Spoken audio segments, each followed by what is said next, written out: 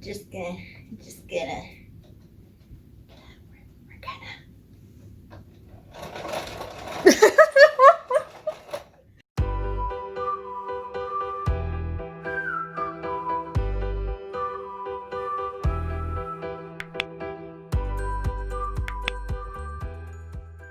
Alright, hello, and welcome back to another video. This is Kinsey.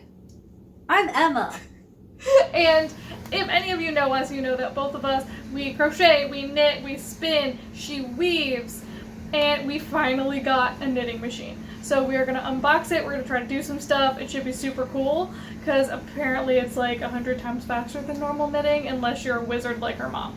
So let's get it, unbox it, and see if we can actually figure out how to make this work without breaking anything.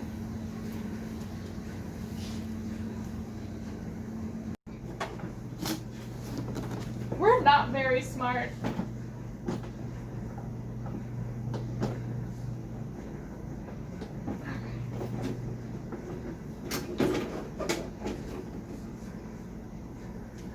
Or is this the bag? No, I think this just comes off. Haha! We did it. We did it! Okay, so this does go in the back, because it does have a tensioning rod. Cool. Okay, let me move the camera so we can give people a better view. Let's give you a view of what this looks like. This is a knitting machine. Now we just gotta figure out how to set it up. Okay.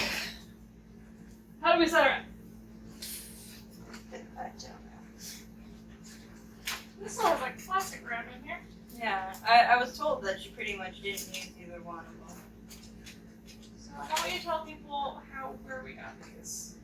So, I actually have two of them, and they came from my grandmother, who recently went into a nursing home. So we had to clear out all of her stuff from the basement, and apparently there were two in there that she collected, because she is also a master knitter, but she just kind of collected things over the years and forgot about them.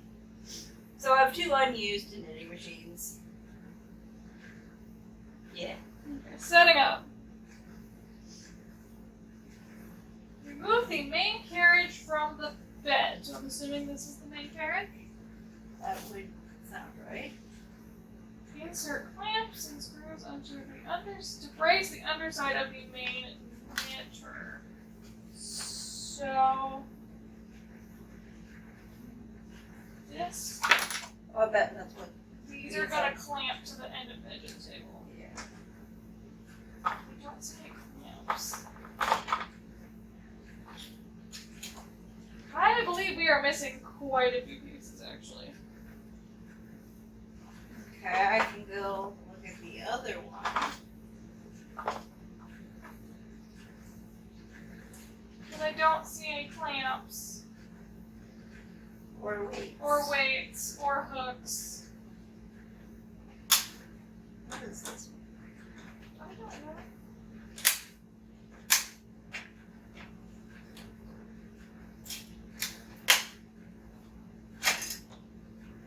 Got a cleaning brush. But yeah, I don't see any of the accessories, if I'm honest. We have another one? Yeah, we have another one. Okay, let's see what that one has. Guys, I feel really smart. I found where all the parts are. Does that have a manual to it? Because I think the manual's for this one. I don't think so. I think the manual's for this one. 'Cause I found the manual Because in the box. it says that you hook it to the table. Okay. So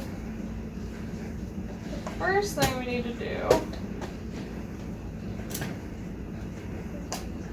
extract this. This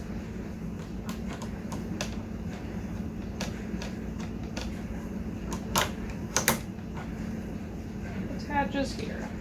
Okay. Because this It's a weather vane. A fishing hook.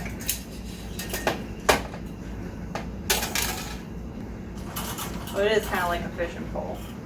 Yeah. Okay. Not sure how to load the yarn into this, but I know what it is. Okay, so several things have happened. Number one, we discovered we needed a yarn baller. Yarn roller? Yarn Winder. winder, yeah. So we went and grabbed one of those because apparently when you are using a knitting machine, it needs to be like in a spiral and not just in a round, like hand woven ball, because it needs to be able to unwind evenly or it will jam and you cannot use the knitting machine with that. So this was $30, but we had a 40% off coupon, so whatever 40% of $30 is. Also, then we decided we were tired, and instead of starting the video again, we got cookies and debated on taking a nap or not. Here we are. We did not take a nap. Kind of want a nap. I want a nap. But anyway, we're gonna unbox this, and Emma's going to wind some yarn. I may need scissors. Weak. Just get it with your nails. I can't get it with my nails. Oh,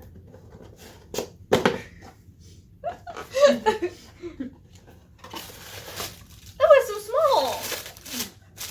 I mean, I knew the box was small, but like I think I expected it to be heavier. Go! So that must be our little tensioning thing. Instructions. Well, yeah, no, I mean, it's we have a little tensioning thing. Oh, that's really cool. Yeah, my mom has one. Why did we not buy one of these sooner? Gotta do it the old-fashioned way, Kendra. So we're gonna clamp this to the table and then finish setting up the machine. There we go. I'm getting better at camera framing because I got you in it, I got this in it, I got me in it. So this is the carriage, and I've set it into the neutral position. So I have the bar up, the knob at 0. This is at 0 because that's for partial knitting. This is down. I don't know what it does, but it's. I have the 2 levers down, and I have the yarn opening open. So that should be it, I think. I don't totally know what that does, but all right. So next, well, I don't know what I'm doing next.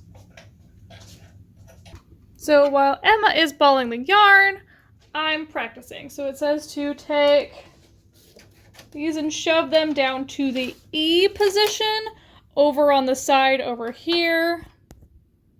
There is A, B, C, D, and E.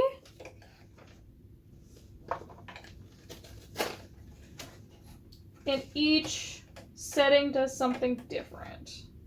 Oh, good. No failure.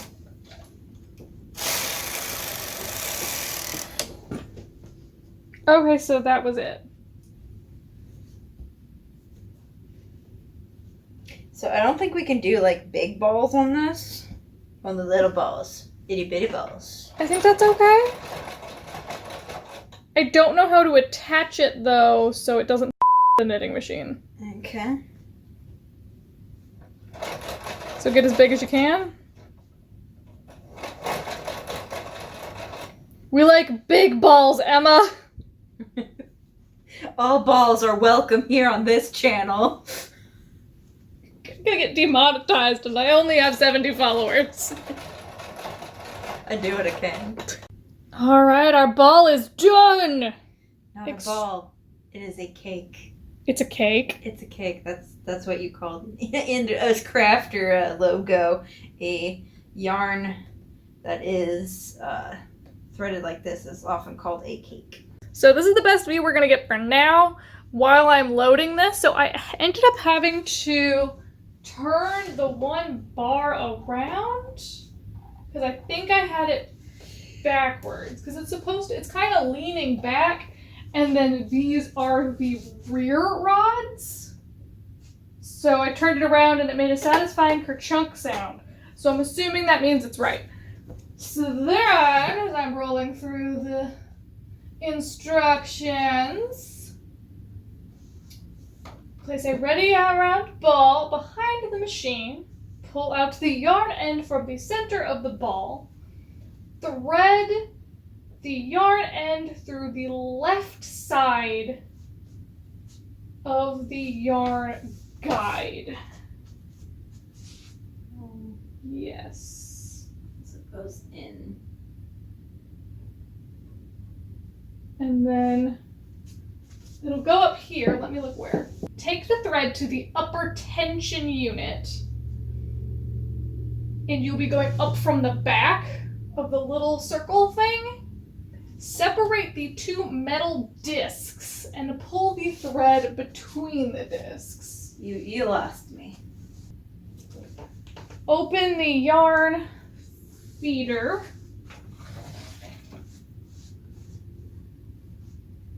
Put it down. And there should be, please hold this, something I'm attaching it to. Fasten the end to the right side of the table clamp.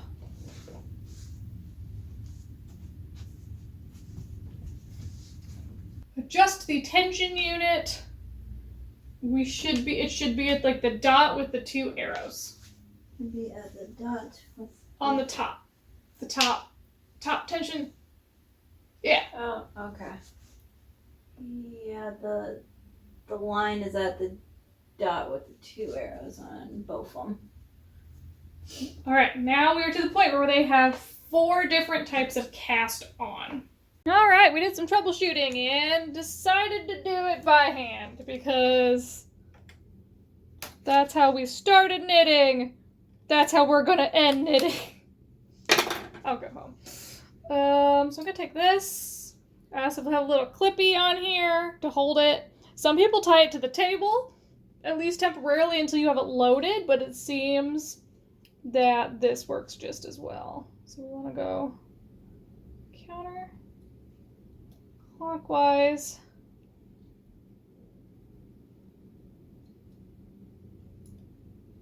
And they say to not get it too tight or it'll be hard to get off. This has been your downfall in the past. It has. I'm only going to show us loading this once. This is called the E-cast on, where we are twisting the yarn in a counterclockwise rotation around each of the hooks. This creates little loop-de-loops all the way along and creates something for the yarn to grab onto when we run the shuttle across.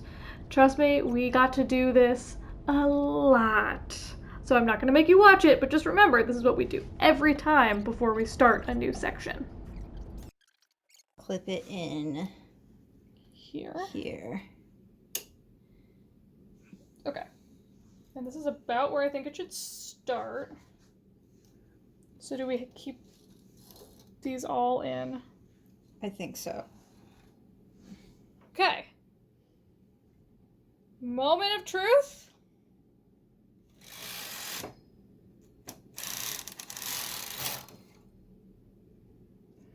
Okay. I mean, so far so good.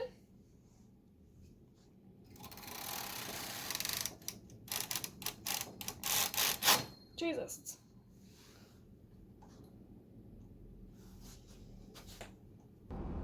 This is about the point when we realize something is going wrong. So as we're running the shuttle across, if you can see, there are teeny tiny bumps on certain hooks. Basically, this yarn is too thick for the high level of tension we're putting on it.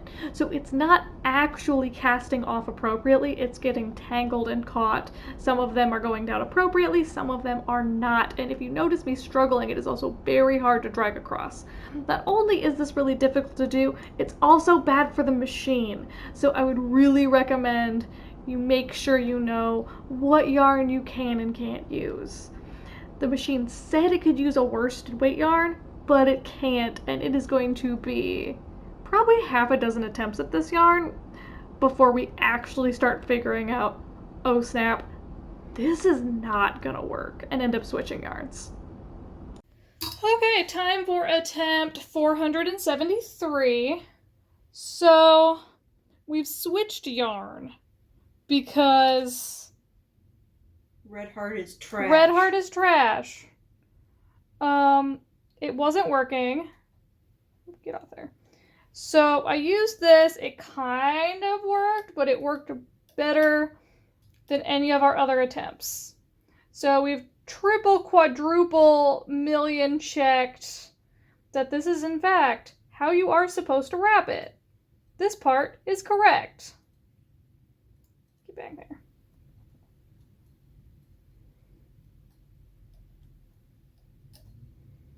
So this should be it. This should be all we need to do. There's not enough tension.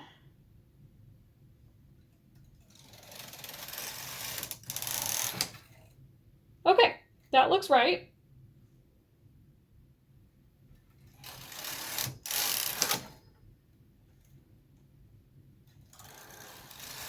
Do a couple more, and then, uh-oh. Well, now it looks funky again. What happened here?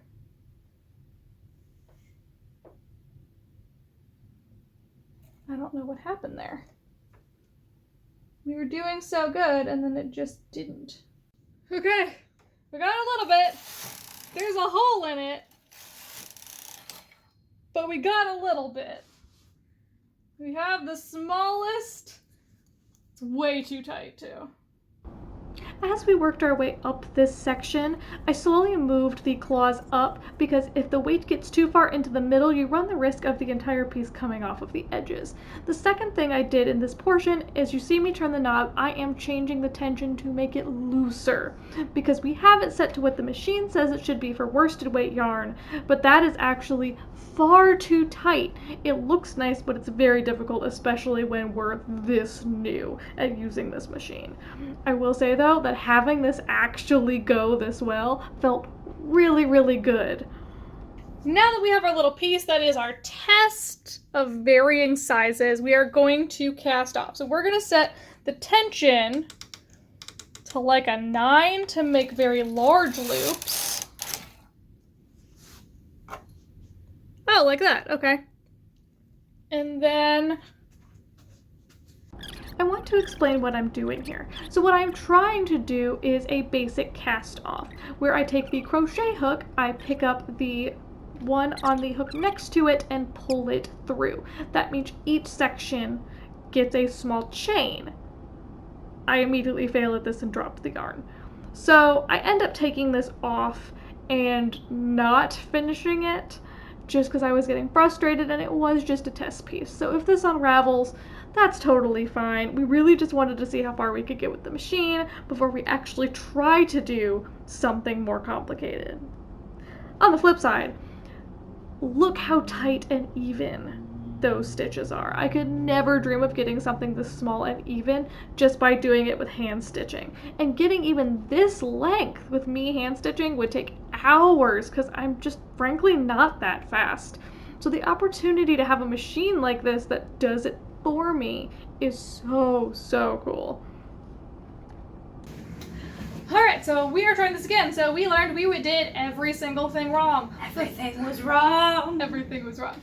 The thread we were using was too thick, so this machine is a knitting machine. It is not a bulky knitting machine. So like a worsted, thicker yarn is like the maximum it can do. And then what we were using, the Red Heart brand purple, was too big. The white we used is still technically the same ply as the purple, but it's a little stretchier, it's a little thinner.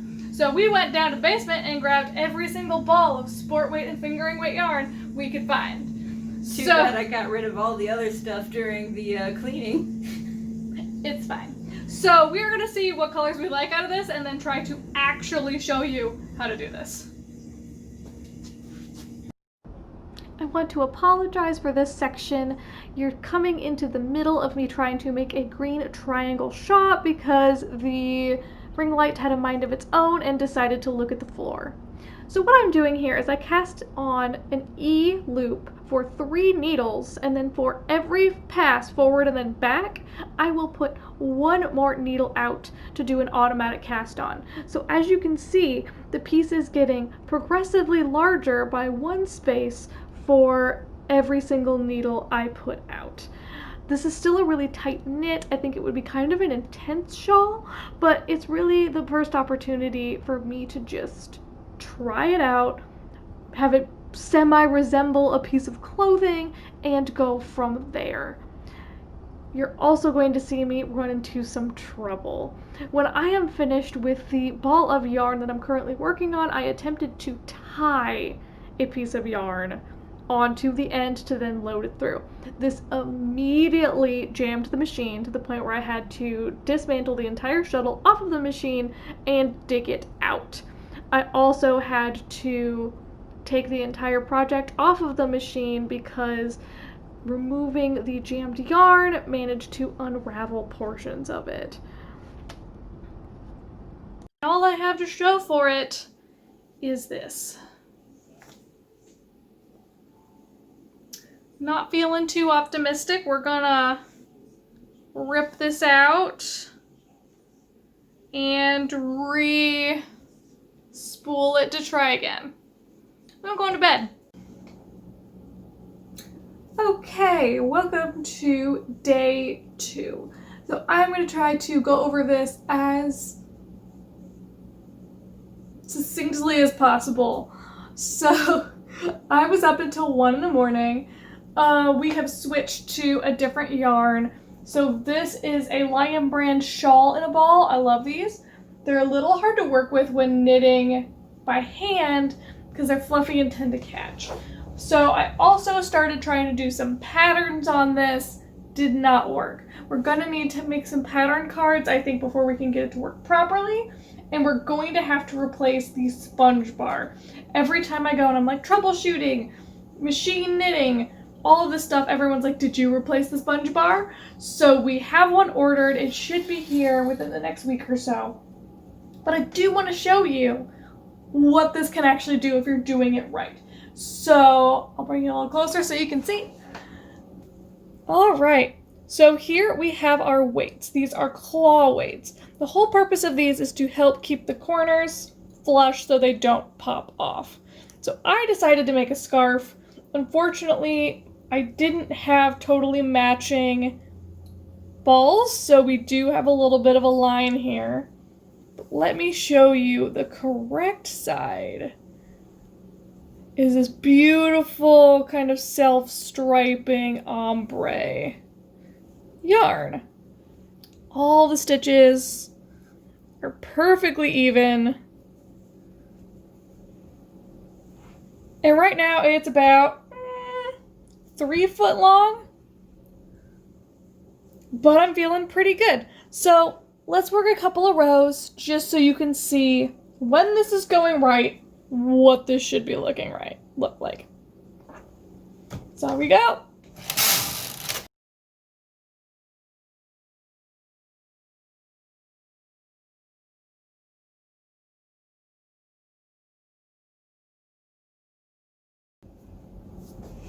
I'll be back when this is done.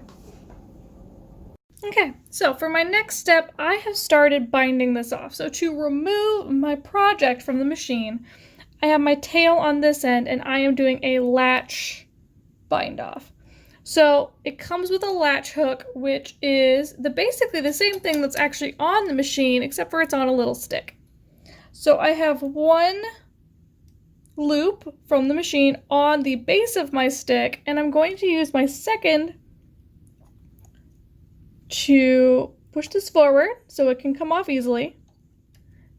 And I'm just going to hook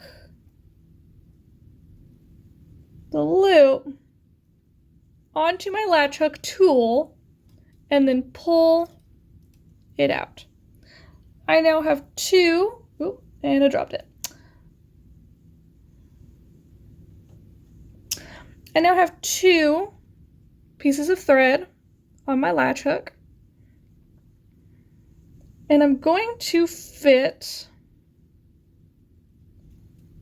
the first into the latched part and pull the first one through. This leaves one still on, but this part here is no longer attached, and it won't come undone. Doing this kind of binding on the very end of my project, it's the same type you saw me attempting earlier in this video, but using the latch hook made it a lot easier.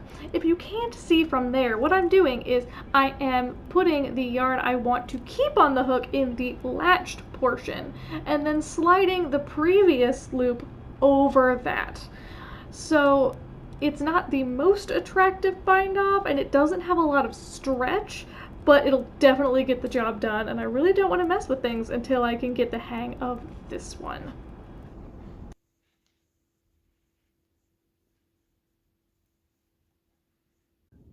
Okay, so I finished the scarf. I added some tassels.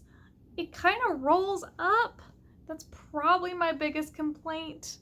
Like, it's not bad, but I think it is what the curse of the knit or some other term for it, where basically anything you do that's in a straight knit is going to want to curl up on itself. So if you unroll it, it's this wide, and if I let go, it's like a tube. So not the best, but hell, it's like an actual thing. Like, it's a scarf. It's a real scarf. So I managed to make something. I'm hoping, so next I want to learn some, I don't know, some like patterns. Maybe do another video that actually shows how to use it correctly. I don't know. It was a very long couple of days. I will probably have to go and get some thinner yarn just so it fits, and then maybe I can do a different video of us trying to make some punch cards so we can do some patterns. Anywho, remember to like, subscribe, let me know if you liked this video, let me know if you didn't, and remember to hit that bell notification so you know when I'm posting videos, which is every single Monday and every single Thursday. Bye!